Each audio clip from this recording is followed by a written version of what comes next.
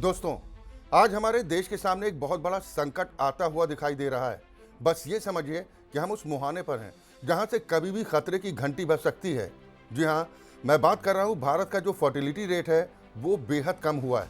पिछले कुछ दिनों से भारत के फर्टिलिटी रेट को लेकर काफ़ी चर्चा भी की जा रही है और कई लोगों के मन में एक सवाल है कि आखिर जन्म दर का कम होना चिंता की बात क्यों माना जा रहा है, क्योंकि सालों तक हमें यही बताया गया कि भारत की सबसे बड़ी समस्या बढ़ती आबादी है।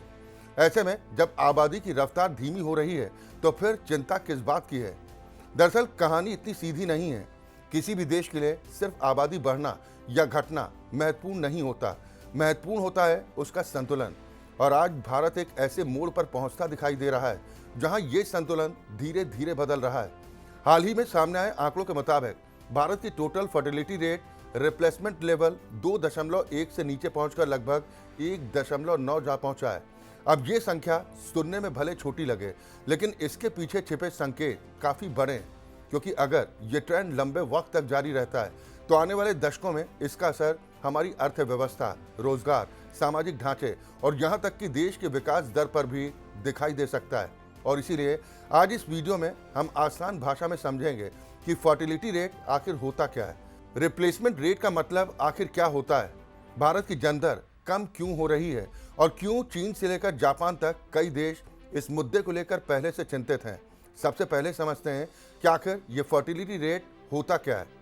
आसान भाषा में कहें तो एक महिला अपने पूरे जीवन काल में औसतन कितने बच्चों को जन्म देती है, इसी को टोटल फर्टिलिटी रेट कहा जाता है। अब यहाँ पर एक और शब्द आता है, रिप्लेसमेंट रेट, जिसका मतलब है कि कोई समाज अपनी आबादी को स्थिर बनाए रखने के लिए औसतन कितने बच्चों को जन्म दे रहा है। आमतौर पर यह संख्या 2.1 मानी जाती है, यानी एक पुरुष और एक महिला मिलकर औसतन 2 बच्चों को जन्म दें ताकि अगली पीढ़ी पिछली पीढ़ी की जगह ले सके। जबकि 0.1 का अतिरिक्त हिस्सा इसलिए जोड़ा जाता है क्योंकि हर व्यक्ति विवाह नहीं करता, हर महिला बच्चे पैदा नहीं कर पाती और कुछ मामलों में मृत्यु दर भी प्रभाव डालती है। और इसीलिए 2.1 को वो स्तर माना जाता है जहां आबादी लंबे समय तक संतुलित रह सकती है। अब अगर ये संख्या 2.1 से ऊपर रहती है तो आबादी बढ़ने लगती है, और अगर ये 2.1 से नीचे चली जाए तो धीरे धीरे आबादी के घटने की प्रक्रिया शुरू हो जाती है। हालांकि इसका असर फौरन दिखाई नहीं देता, क्योंकि जनसंख्या में बदलाव हमेशा कई वर्षों बाद नजर आता है, लेकिन संकेत पहले ही मिलने लगते हैं। अगर हम भारत के आंकड़ों को देखें तो तस्वीर काफी दिलचस्प है। 1971 में भारत का फर्टिलिटी रेट लगभग 5.2 था, यानी औसतन एक महिला 5 से ज्यादा बच्चों को जन्म दे रही थी। 1981 तक यह लगभग 4.5 पर पहुंची। 1991 में यह 3.6 रही और इसके बाद लगातार गिरावट का सिलसिला जारी रहा और अब हम 1.9 तक पहुंच चुके हैं। यानी पिछले 5 दशकों में भारत ने एक बहुत बड़ा जनसांख्यिकी परिवर्तन देखा है। अब यहाँ सवाल उठता है कि आखिर जन्म दर कम क्यों हो रही है। इसके पीछे कई कारण हैं। सबसे पहला कारण है शिक्षा का विस्तार। जैसे जैसे शिक्षा का स्तर बढ़ा, परिवारों का आकार छोटा होता गया। दूसरा कारण है शहरीकरण।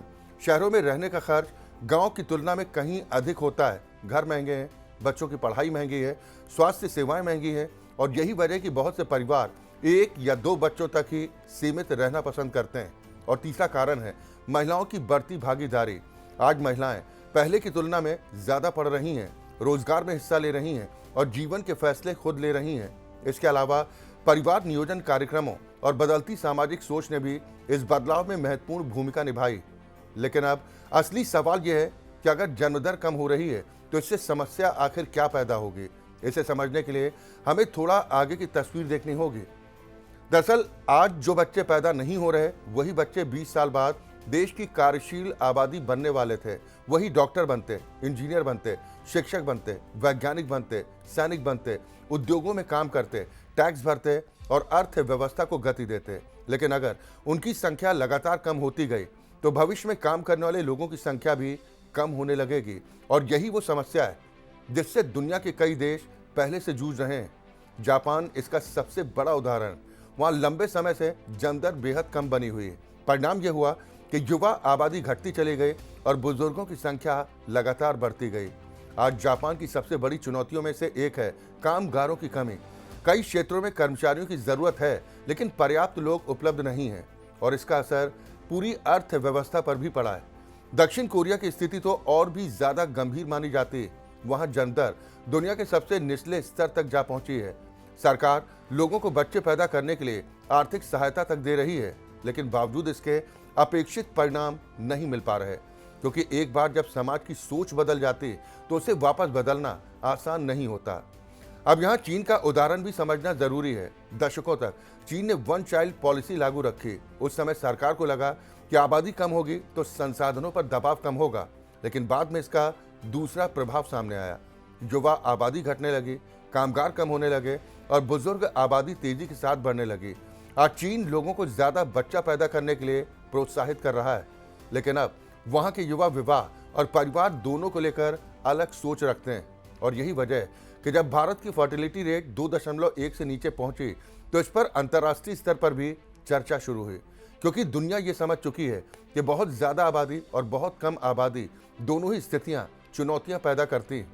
अगर भारत की बात करें तो पूरे देश की स्थिति एक जैसी नहीं है। कुछ राज्यों में जन्म दर अभी भी अपेक्षाकृत बेहतर है, जबकि कई बड़े शहरों में यह विकसित देशों के स्तर तक जा पहुंचा है। दिल्ली जैसे शहरी क्षेत्रों में फर्टिलिटी रेट काफी नीचे आ चुका है। इसका सबसे बड़ा कारण बढ़ती जीवन लागत है। आज एक बच्चे को जन्म देने से लेकर उसकी शिक्षा और करियर तक का खर्च लाखों नहीं बल्कि करोड़ों रुपए तक पहुंच सकता है। ऐसे में बहुत से परिवार सीमित बच्चों का विकल्प चुन रहे हैं। अब यहाँ पर एक और महत्वपूर्ण बात समझनी होगी। जब जन्म दर कम होती है तो समाज में बुजुर्गों का अनुपात बढ़ने लगता है और इसका सीधा असर सरकारी खर्च पर पड़ता है। पेंशन का बोझ बढ़ता है, स्वास्थ्य सेवाओं पर दबाव बढ़ता है, सामाजिक सुरक्षा योजनाओं की जरूरत बढ़ती है और काम करने वाली आबादी पर जिम्मेदारियां बढ़ जाती हैं। केरल का उदाहरण अक्सर इसी संदर्भ में लिया जाता है, क्योंकि वहां वृद्ध आबादी का प्रतिशत लगातार बढ़ रहा है और इसी कारण बुजुर्गों से जुड़ी नीतियों और व्यवस्थाओं पर विशेष ध्यान दिया जा रहा है। आने वाले वर्षों में ये चुनौती केवल केरल तक सीमित नहीं रहने वाली, बल्कि देश के कई अन्य हिस्सों में भी दिखाई दे सकती है।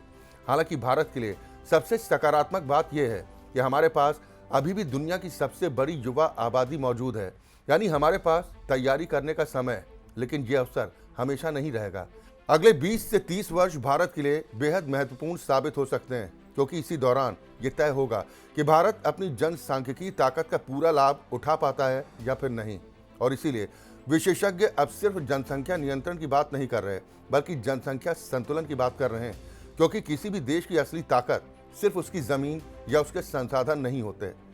उसकी सबसे बड़ी ताकत उसके अपने लोग होते हैं, उसके युवा होते हैं। वही उत्पादन करते हैं, वही नवाचार करते हैं, वही बाजार बनाते हैं, वही अर्थव्यवस्था को गति देते हैं। तो निष्कर्ष यही है कि भारत के सामने अभी कोई तत्काल जनसंख्या संकट नहीं है, लेकिन जो संकेत दिखाई दे रहे हैं उन्हें नजरअंदाज भी नहीं किया जा सकता, क्योंकि जनसांख्यिकी बदलाव धीरे धीरे होते हैं, लेकिन जब उनके परिणाम सामने आते हैं तो उन्हें बदलना बेहद कठिन हो जाता है। चीन, जापान और दक्षिण कोरिया इसके सबसे बड़े उदाहरण हैं और यही कारण है कि भारत को अभी से इस विषय पर गंभीरता के साथ विचार करना होगा। तो दोस्तों, अपनी राय कमेंट बॉक्स में ज़रूर बताएं। अगर आपको ये जानकारी अच्छी लगी हो तो वीडियो को लाइक करें और ज़्यादा से ज़्यादा शेयर करें और चैनल को सब्सक्राइब करना बिल्कुल भी ना भूलें। मिलते हैं अगले वीडियो में। नमस्कार।